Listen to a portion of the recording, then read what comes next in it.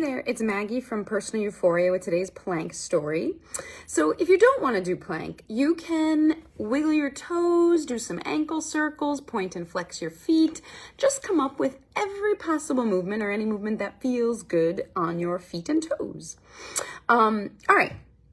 So maybe 5 years ago, maybe longer, Matt and I were hiking in in the White Mountains in New Hampshire. And we'd gotten a little cocky that year because we had done a lot of hiking, so we were in pretty good hiking shape. And we'd hiked in Glacier National Park earlier in the year and done 2 hikes that were 17 to 19 miles. Now, that's a long hike anywhere, but in the White Mountains, it's just, I mean, some people do it. That's not the kind of shape I'm ever in, because the White Mountains, I think I've said it before, they're the hardest hiking you'll ever find. Hey, Steph.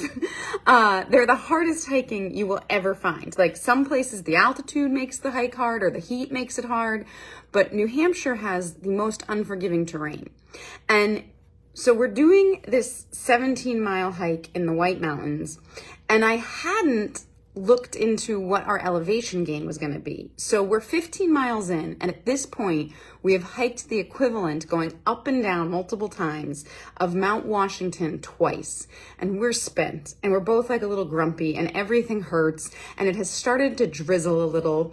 And literally every other hiker we pass is like, you're going out this way? Well, that's too steep. It's too steep. And now it's a little icy. You shouldn't do it. Turn back, turn back. And we're like, turn back? Like, we have 2 miles out or 15 miles back out? Like, it's just not possible. It's not an option. And we were like, we're just gonna have to take our time and be super careful. Because also when you're fatigued, you're at greater risk. But the last peak we were passing by had a ski lift on it. Now, the time of day it was, the ski lift should have been closed. So we weren't counting on the ski lift as an option out. But as we get close, we hear these mechanical noises. And we're like, oh, could it be on? What if it's the last run? What if they've extended it as the last run? And so we hustle with all we have, which isn't much, to get to this ski lift.